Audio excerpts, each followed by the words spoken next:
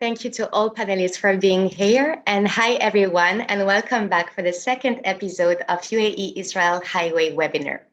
Today, we'll be discussing how to conduct business in the UAE. This webinar is brought to you by Hamad Al-Shamsi, lawyers and legal consultants, in collaboration with GKH Law Offices. During this webinar, we will tackle the different metrics of the UAE business environment, including an overview of the UAE legal systems, what you need to know on the UAE contract law. We will also analyze and explain the general rules and regulation applicable in order to conduct business in the UAE. We'll be soon hearing from key speakers who have first-hand experience on the Emirati and the Israeli market. Our speaker, Mohammed Yassin, of counsel at Hamad Al-Shamsi Lawyers and Legal Consultant, is an Emirati bilingual lawyer, UK qualified, with a comprehensive international education and experience. Mohammed specializes in banking and finance, corporate governance, commercial law, and immigration practices. Responsible for most of our cross-border transactions, he currently heads our Israeli and Serbian desk and will be here to answer all your questions. With the participation of moderator Dr. Ayal Shenhav, head of GKH High Tech and Venture Capital Practice, and a member of the firm's executive committee. Dr. Shenhav represents many startups, venture capital funds, and multinational companies. He is an adjunct professor in several leading academic institutions in Israel and is ranked as a leading expert by many international guides. Present as well, Itai Shai, partner at GKH Law Offices, specializes in technology and venture law. He is also a mentor at various accelerators, including NASTEC, for Israeli and entrepreneurs. Last but not least, with the participation of Ran Ben-Hari, partner at GKH Law Offices, specialized in M&A transaction, antitrust and competition law, structured finance and derivatives, and corporate law. Without further ado, let's begin this webinar on how to conduct business in the UAE. Dr. Ayal, the floor is yours. Thank you, Ines. Thank you very much for this wonderful kickoff. For us, it's obviously very exciting time. Who would have thought several months ago that we would be conducting a joint webinar with a firm from the Emirates? So it's extremely exciting, and we also hope to meet you all in person very soon. What we decided to do is to do a webinar in a question and answer format. I will begin by asking Muhammad a few questions about the history, economy, and general framework of the Emirates. After me, my colleague Itai Shai will ask more questions about, I would say, more specific legal issues in the Emirates. And as we said, last but not least, Ran Ben-Hari will ask more about the regulation of the business in the Emirates and how to conduct business in the Emirates. So I will start, Muhammad, if you are ready, if everything is in place. But maybe just briefly, Ines introduced you, but maybe you want to say a few more words about yourself and your background and so on.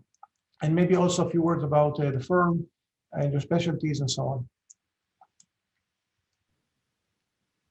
Thank you, Dr. Yap. So I would take this question. Basically, our firm is around 10 years old, and we are a full-service law firm, and we practice all areas of law in the UAE. We advise on criminal law, we advise on corporate law, commercial law, banking and finance, corporate governance, arbitration in the DIFC or ADGM or internationally. We also act as a lead counsel on many cross-border transactions for a lot of our UAE-based clients. And we also advise on immigration for corporations as well, corporate mobility. So in a nutshell, that's what we do. We are a team of 30 people approximately. And we are young, very dynamic. We have a boutique style of doing business where, we take our relationships with the clients as very seriously, and we try our best to get their senior partners involved directly in the work, and that's what we believe is our client care culture, which makes us different from a lot of UAE firms. Thank you so much. Jumping right on, can you give us a brief history of the Emirates? When the Emirates were started? What is the background? Yes, so you will see a lot of references to 71 or 1971 in the UAE, and 2nd December specifically, 1971, which is the date of the Union, where the 7 Emirates, which constitute, which the UAE is comprised of, basically united and became one country under the leadership of the late founding father Sheikh Zayed bin Sultan Al Nahyan. May God rest his soul in peace. And we are very fond of the memory and the impression and the mark that Sheikh Zayed has left on this country, on the GCC, and in the Arab world and internationally, spreading a culture of unity, of tolerance, of cooperation. And that has been one of the cornerstones of our union as a country. And very briefly, it is made up of 7 Emirates. So there is Abu Dhabi, which a lot of people have heard of, Dubai, which everyone has heard of, and then you have Sharjah, Ajman, Al Quwain, Ras Al Khaimah, and Fujairah. So these are the 7 Emirates that constitute the United Arab Emirates. And emirate is obviously an English word derived from the word emir, which means state. And it comes from the root of the Arabic word the emir, which means similar to the lord of the land, basically. And we refer to them by a different word. We call them sheikhs. So you will hear this word a lot. And each emirate would have a ruling family, but under the constitution, the ruling family of Abu Dhabi would have be the head of state. Currently, Sheikh Khalifa bin Zayed bin Sultan Al Nahyan, and the Vice President and Prime Minister is the ruler of Dubai, Sheikh Mohammed bin Rashid Al Maktoum. And basically, he is the ruler of Dubai, but he has other the actual federal role as Vice President as well. We also have the Crown Prince of Abu Dhabi, who is a prominent leader across many sectors and across many areas, in the UAE, who is Sheikh Mohammed bin Zayed bin Sultan Al Nahyan, and he's one of the prominent figures that also have an impact in terms of our internal policies, in terms of Abu Dhabi policies, and in some of the policies that are federal as well. Thank you. So, Mohammed, maybe a little about the economy in the Emirates. What are the main sectors? What is the situation now in COVID, based on COVID-19? But we want to learn about the economy and what is going on. Sure. So the UAE started as an oil producing exporting country, and basically everything to do with oil, petrochemicals, refining, the all stages, of the oil processing journey. All the byproducts of that were key exports. Before oil was discovered, there was it was a trading hub to an extent between Asia and the east, and also the west, in terms of the immediate west. And when oil was discovered in the 60s, basically the economy shifted towards relying heavily on exporting oil. Currently, and since then, actually until now, there has been a very strong investment in sectors that are not dependent on oil, in order to diversify the GDP of the of the nation, basically. And we are all very proud to say that approximately now only 30% of the GDP is from oil. Related to oil. Everything else comes from other, the fruits of the investments that were made in the last 40 to 45 years. And that is a very big achievement considering the age of our nation, as well as in comparison with other countries in the region who are still much more reliant on oil. Long term, of course, there will still be a need to rely on oil, and so the efforts in diversification have to continue, and we're lucky that our government is still pursuing means of diversification in across sectors that are topical, sectors that are in demand currently. Top technology is one of those sectors, and just trying to become a hub for technology in the region. And also at the same time, agri-tech and healthcare as well, and trying to make partnerships with world-leading organizations in order to achieve those goals. I'm just mentioning those as example. There are many more areas, of course, that are currently being pursued, and that there is demand for them to grow in the UAE. In terms of COVID-19, you mentioned there is, of course, it's a global pandemic, and everybody was hit. And I think one of the first sectors that was hit in the UAE was the airline, tourism, and then moving to more retail, brick and mortar type of businesses. However, we are seeing the start of some sort of recovery.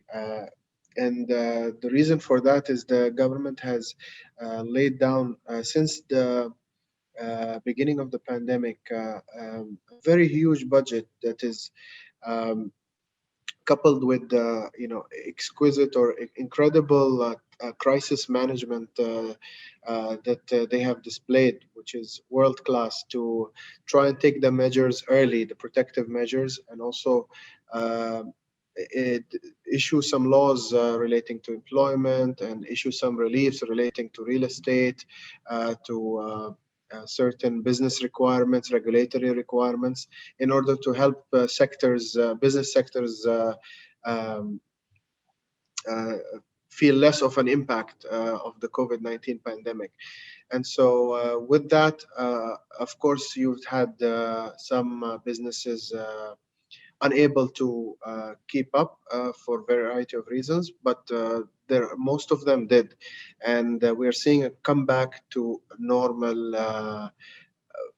I would say normal times, but it's still a work in progress. The COVID-19 pandemic is still not over. We are still required to, abide by the measures, the safety measures, which does pose some challenges. Travel, of course, is not the same, and pretty much everyone has moved to a digital world like we are today. To conduct webinars or to conduct meetings online, and try and resolve their business needs, in, through these digital methods. So doing business now is across the globe is different. The UAE has adapted. It is, of course, during this time creating newer partnerships, thinking creatively out of the box. The latest, I would say, is this Abrahamic Accord that we signed with Israel, and that brings tremendous opportunities to both countries. And I believe that there are a lot of investments that can be made in the sectors that Israel is exporting in general, and sectors that are required by the UAE. in terms of meeting its mandate to diversify. Thank you, Muhammad. It's a very, very good, very thorough explanation. So, trying to understand the legal system, you were part of the British Empire for many years, but you also have an Islamic background. So, what is the legal system? Is it more like a UK? Is it Islamic? What do we need to know about the legal system? It's yeah, very interesting. I think it's what makes it interesting is that it's based on the civil law, French civil law system. French civil. Yes, so like many Arabic countries, like Egypt, Jordan, and others, there is a constitution, and there is laws passed by the ruler of the UAE, federal laws, and then we have local emirate laws, which have their local, the ruler of each emirate can pass a law or a decree, and on general matters like general company law, general tax law, general immigration law, there is always those big wide lines that are legislated for in those federal laws, and then the way that they are applied in each emirate is up to the state to legislate. That's a very general view. There are of course exceptions to this, which require diving deep into the situation of each person, but you can say that there is a federal law layer of laws, and then there is the local law layers, which are different from emirate to emirate. And of course, we can probably talk about this in a bit, but there is also the concept of free zones in the UAE. And those are basically areas or jurisdictions that are not subject to the law of the UAE. They are subject to different laws. Many of them vary to different degrees. So some of them will have certain laws of ownership only exempted. Some of them would have much more extensive differences and have a completely new body of laws and completely new legislature and all that. At the same time, you have to see that a lot of the market, the legal market, is between civil lawyers and or lawyers with a civil law background and training from across the Middle East or Europe, but also common lawyers as well, which currently advise most of the, you can say, international type of clients. And the reason is, I'm sure you already know, and our audience already know, that common law jurisdictions have, like UK, like the US, are strong financial centers. And so they are the lawyers that have these backgrounds understand the history of such legal system and bring in the best practices. So going back to the point of why it's interesting is that you have civil law being interpreted for international companies by common law lawyers, which is always an interesting, leads to interesting results in shaping the practices and the laws as well. So but yes, to answer the question in short, it's a civil law system. It has federal, it has local law, and we have some free zones that are exempted from this to an extent, depending on the free zone. So that's great. I mean, you mentioned the free zone, and obviously for us in Israel, this is a new concept, and we don't have exactly the same concept here, except maybe in the south of Israel, a city called Eilat, which has some special tax regime, like no VAT in the south of Israel. But generally speaking, the law in Israel is the tax law is quite the same. So maybe just to tell us more about the free zones, how many do you have? What are the benefits of being in the free zone? What does the free zone mean for someone coming from abroad to the Emirates? Sure. Very good question. The free zones in the UAE has been a driver for the economy in the last 10, 20 years. And the reason is, I think the one that is most prominent was Dubai International Financial Center, and more recently, Abu Dhabi Global Markets. These are the financial free zones in the UAE. There are only two of the 44 free zones in the UAE. How many? 44, above 40 for sure in total, and they the ones that are unique, I would say, or the ones that are most exempted from the UAE laws would be these DIFC and the ADGM. They are common law jurisdictions within the UAE, and they were established to attract companies, corporations, multinationals, high net worth individuals that are used to operating in common law environments. They took the best practices, regulatory and also in terms of commercial practices from the places like New York, London, Singapore, Switzerland, and try to bring the best of those practices into these free zones. But you will see that the dominant legal culture or regulatory culture stems from a common law background. And that's what's attracting the big banks from Wall Street to come and incorporate, the big private equity houses, the high net worth individuals to have family offices or just other SPVs or companies there. And the advantages that they have, other than it being a familiar law, is that it contrary to the onshore, where you are almost always required to have a UAE sponsor. And a UAE national sponsor, whether it's a natural person or a legal person, for 51%, or at least if it's in some forms of companies, you need to have that person as a sponsor, as a service agent, and and so in these free zones, you don't have this requirement. You can be 100% owner of the company that you establish and incorporate there. There are some restrictions about doing business between a company in the free zone and onshore. However, there are free zones that have the ability to grant a dual license, which satisfies both requirements of doing business 100% ownership and doing business onshore. There are also certain activities that are exempt in some free zones that you can incorporate onshore, but um, you can actually have it do business onshore with counterparties that are onshore. Traditionally, when you're not able to do that because of regulation, you would need to appoint a service agent or contract with someone who is able to do business with the local market, the onshore market.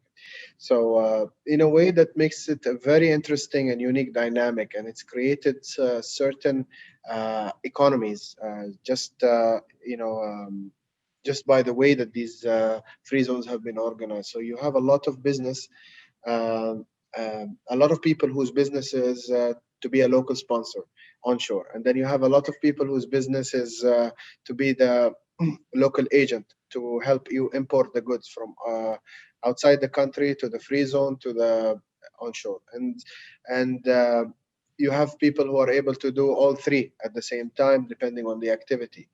Um, the restrictions, of course, are for there are different restrictions for different types of expats. So you have the GCC expats, nationals. Generally, they have almost the same rights as the UAE national because of the Gulf Cooperation Council agreements and the treaties that are subject that came out of that, and are still going towards a more harmonized way, like the EU in a way.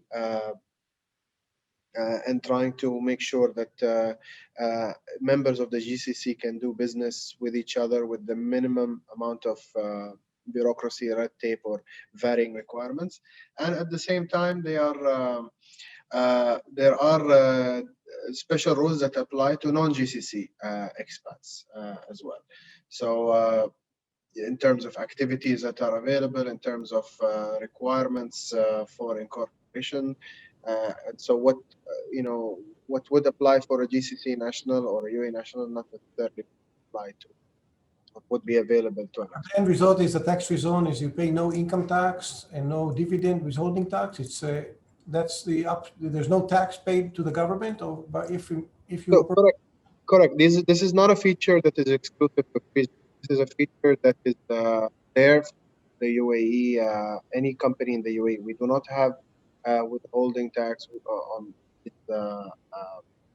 of dividends. We don't have any corporate tax. We don't have personal income tax, capital gains tax, all the taxes that you are familiar with. We don't have it except for one or two, actually two, which is the VAT. We have a 5% VAT, and we have a customs duty tax for importing, which is highly competitive and very low anyway. And it's standard, and nothing new about that.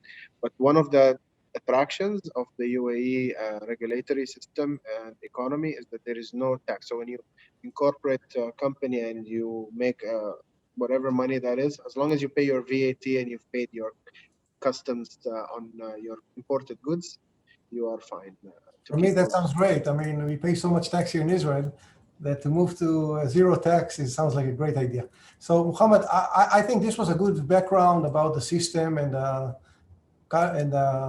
economy. And I will let Itai, my colleague Itai Shai, to ask a few questions about more detailed questions about the legal side. Thank you so much. Thank you for joining us this morning. Thank you so much. Thanks, Muhammad. So I've just got a few questions, basically on a much more micro level on contracts.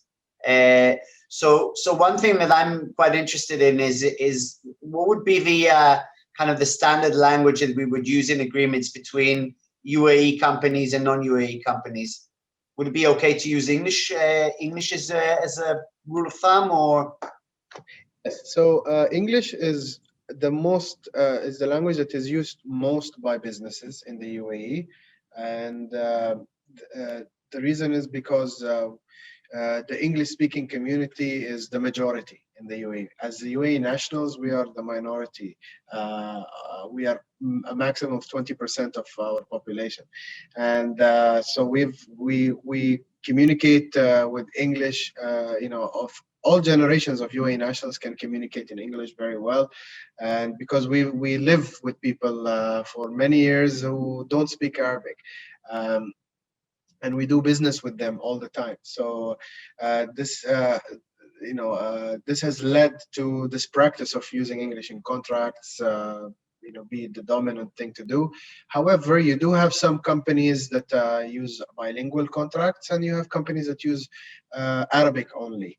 One thing to note here is that if you're using an English contract, generally when there is a dispute or you need to file any papers with the government, onshore government departments, you need to translate those via legal translator that is approved by the Ministry of Justice, in order for them to accept the document and understand it. And so that is one thing to note. And this is where the value of bilingual lawyers comes in very handy, because a lot of the contracts that might sound clauses that might sound great in terms of English, when they translate, sometimes a lot of the legal concepts that are intended get lost in translation, and may actually contradict with some of the civil law concepts, especially when the contract is drafted by a common law lawyer, and bringing those concepts to the UAE. In general, that's not a big deal, but it can be a big deal if it's done without proper review. And we always try to when we review contracts, we try and think about how would the court, if a particular court in the UAE onshore jurisdiction is chosen as the forum for or jurisdiction, we do take care about this point to the extent that we have a court in the free zones that is chosen, like the DIFC courts, which doesn't require Arabic. Then we are more relaxed about it. However, we try and see if there is any conflict between the governing law and the language on a minor level. Yeah. So that was going to be my next question. I mean, would it be a standard to use a foreign governing law, or would we normally, when we contract with the Emirati entities, we would use a local, your local law as the governing law? So it depends on what you want to achieve. If you want to achieve a law that is full of certainty, that has all the concepts nailed down in its history and precedent, then a lot of people are actually, many international transactions are governed by English law. In terms of the forum, because we have DIFC courts or ADGM courts, which are we have common law judges presiding over these from all over the world, and actually a lot of civil law judges as well. They're more internationally experienced, and they are familiar with the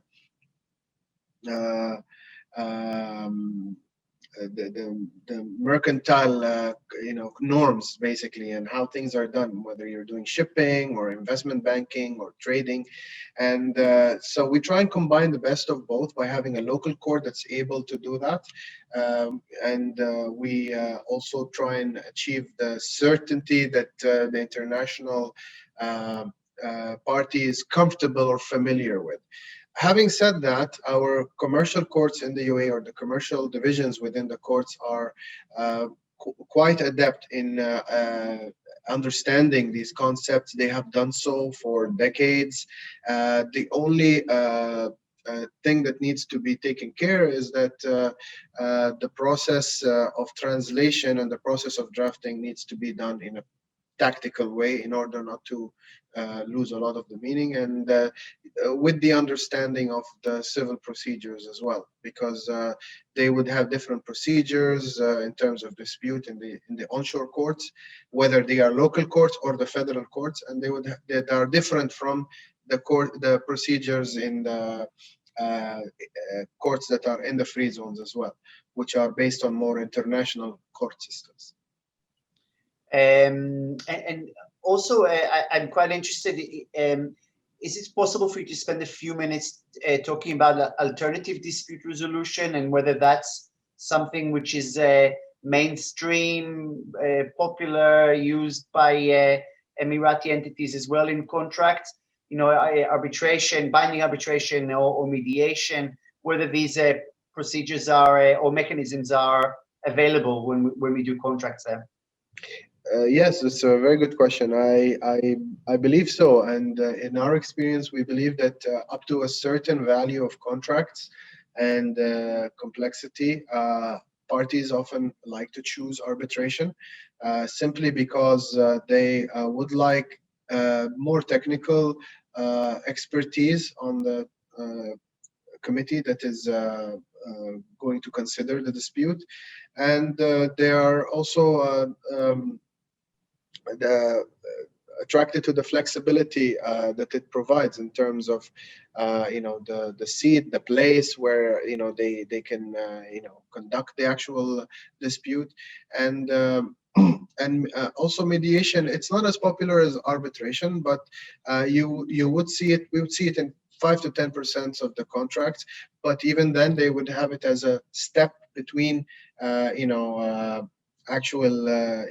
being informed of a dispute, try to resolve it between the parties amicably, between the top two CEOs, and then you have mediation, and then if it doesn't work out, then they move to arbitration. I would say that mediation as a final decision, the mediator being the mediator's decision being the final decision, it's much more rare to see, but we do see it sometimes.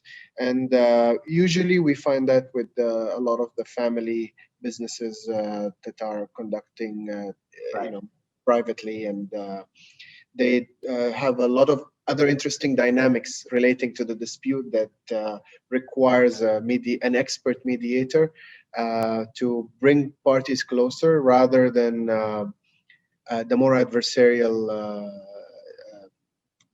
way of arbitrating or litigating. Understood. Mohammed, absolutely fascinating. Thank you very much. I'll leave the floor to Ran now. Thank you. Thanks, Itai. So I guess, Mohammed, the name of this webinar is Doing Business in the UAE. So perhaps to move to some more practical questions on the actual doing business in the UAE. So, for example, if an Israeli company is looking to sell or distribute products or services in the UAE, would it be necessary or advisable to establish a local UAE entity? And if so, could you briefly mention some of the different types of companies or legal structures or forms available in the UAE for incorporation? Yes. So you can, it depends on if you're selling to businesses or if you're selling to customers, individuals, right? So if you're selling to individuals, you know, you would automatically trigger the laws governing, commercial activities here. And so you will have to have a company here sell to individuals. Having said that, you can actually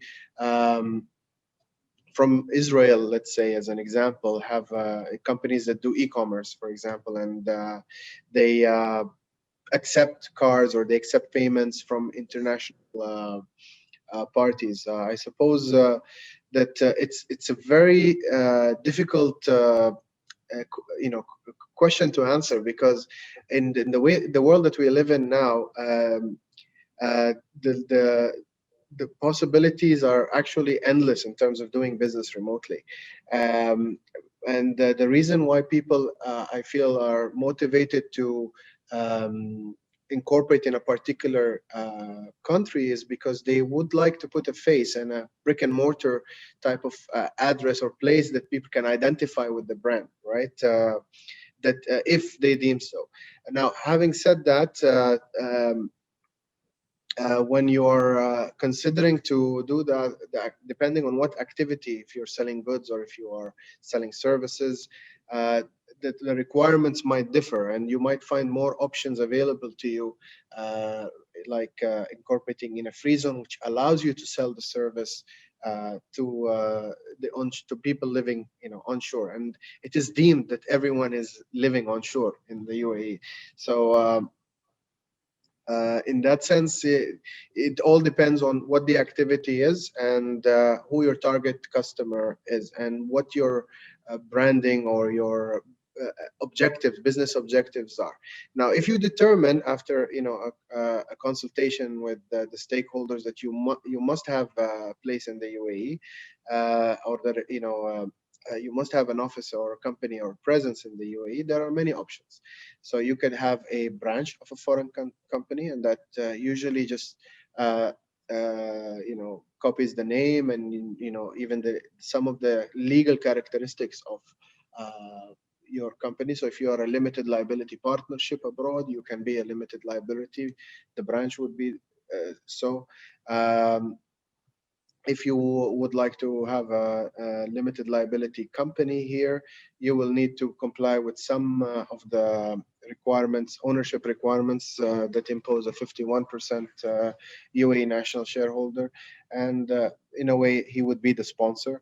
And so we have a lot of structures around controlling that 51% by the international party or the expat investor. That we use in the UAE with different risks attached, but it would depend on the actual company and what the purpose is. And then you have the sole establishment, which a lot of the retail shops use. So you would have someone, for example, selling products from the Dead Sea, and they want to open in a mall, right? And they would be able to own 100%, but they will need a local sponsor, and the local sponsor would be, ultimately responsible for a lot of, many of the liabilities of the company as well. And so they would be charging a fee. There are many people who do this for business, and it's just something to be mindful that it is available, it is possible. But there will be no limited liability. It will be unlimited liability in those cases for the establishment. Some free zones offer limited liability establishments for single shareholders. Some of the free zones offer LLC companies that are actually, all of them offer LLCs that are it can be 100% owned by one or more shareholders, expat shareholders. So, like I said, if I would say there is a problem with what the regulatory system in the UAE is that you have a lot of choices and a lot of solutions, and there is many ways to skin the cat, basically, when you want to approach the market here. And so it's very important to sit with an experienced consultant and to have who understands your business case and would give you the best practice to do that internally in the UAE. Great, thanks. So following up on this, are there any specific sectors or areas which are more regulated than others, or in which licensing would be perhaps more burdensome, or is it not something which should be a specific consideration when deciding to enter the UAE? Absolutely. So like in any other country, I suppose in the West, you would have sectors, the banking sectors, oil and gas sectors, telecom sectors, defense sectors, security, some of the, for example, trading of precious stones and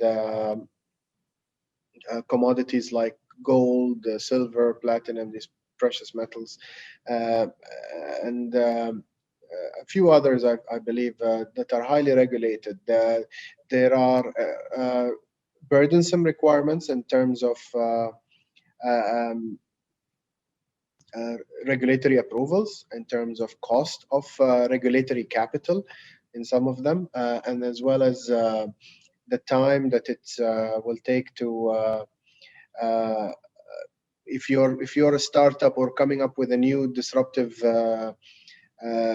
technology or a business idea that is disrupting a regulated sector, care must be taken when you are explaining to the regulators that you are different from the actual traditional model of those already in place, because if they don't understand it well, they will reverse to the nearest precedent, which probably will be much more costly than what the actual tech startup would want it to be, and then it will ruin the whole business plan.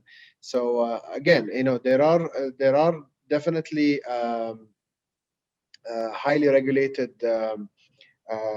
sectors and activities, but you can navigate through them now if you have a technology element. A lot of the regulators are trying to ease and promote technology driven companies disrupting regulated sectors by making access to licensing much shorter, much cheaper, and across the board. So from in terms of trading, cryptocurrency, from banking products, selling loans, buy now, pay later products. You have also, I had a client who opened a bank account. A bank that is online, that you can open a bank account just by downloading an app, and so all these things, if they were not steered correctly and the communications with the regulators were not done correctly, they would have been subject to the same regulations as a traditional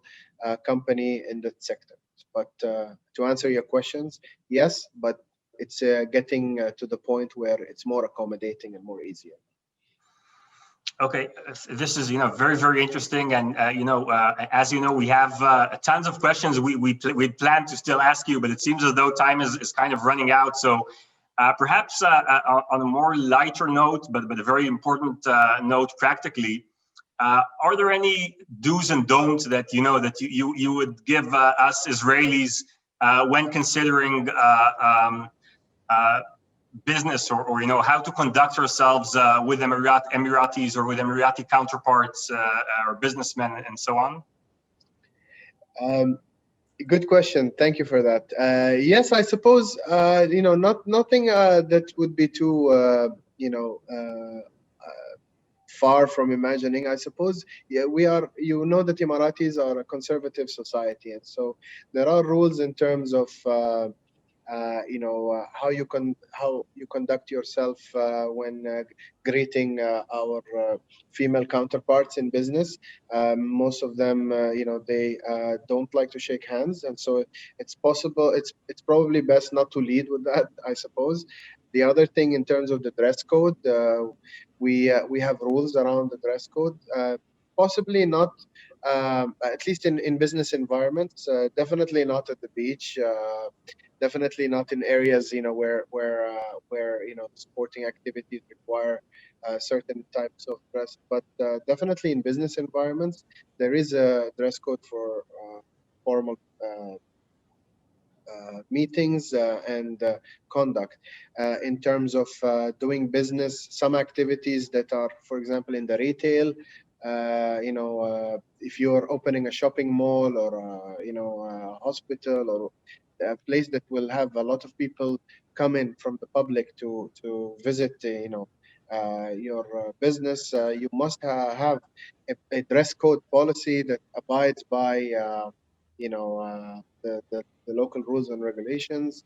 And of course, there is we are very strict policy in terms of substance and alcohol consumption, and those are very important to note. Other than that, in terms of religion, we have a very tolerant society. We welcome people from all backgrounds, and we welcome people from all types of beliefs and all types of cultures. We have been living with them in peace for over 40 years and much longer if you count the time that before the UAE was actually established. And in this way, you can see that there is a reason why people, at least pre-COVID-19, people always come to the UAE for vacation or to work or to try and have some sort of experience that they cannot find elsewhere. And it's all because there are, yes, rules, but they're also easy to abide by. And they actually help people enjoy their time here and make sure everybody is safe. Safety is one of the most important aspects of the UAE, given what's happening, in the Middle East. And I think that there wouldn't be anyone from Israel that will come to the UAE and find any difficulty. You would find, very warm welcome from everyone that you meet here.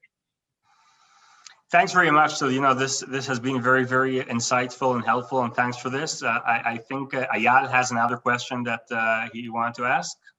Just kind of a last question from my side. I think this is, from the Israeli perspective, if I want to find a partner in the UAE, or if I want to find an investor from the UAE in my company or in my venture capital fund, how do I suggest I find the right partner or the right investor? What should I do? So in terms of the funds, because private equity funds and other types of investment activity is a regulated activity, and so it would depend on the jurisdiction that you incorporated, whether it's DIFC or ADGM or onshore jurisdiction. However, there are professional firms that actually are able to provide access to willing investors that are looking for opportunities. And I think the best way to do that is to just continue to meet with a lot of the players in the market and try to discover what the appetite is and where are you aligned with some of them and where are you not, and then focus on from there on.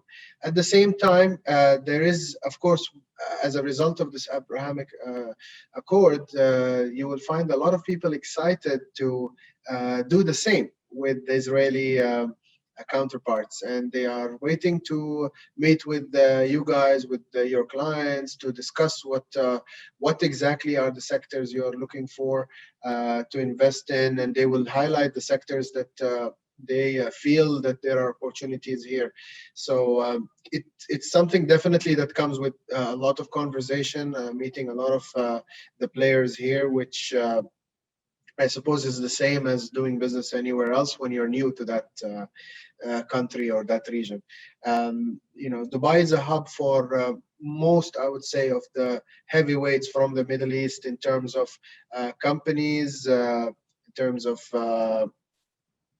high net worth individuals, and also from outside the Middle East, from the Far East as well. They have pretty much everyone has a presence of some sort in Dubai that is doing business internationally or in the region.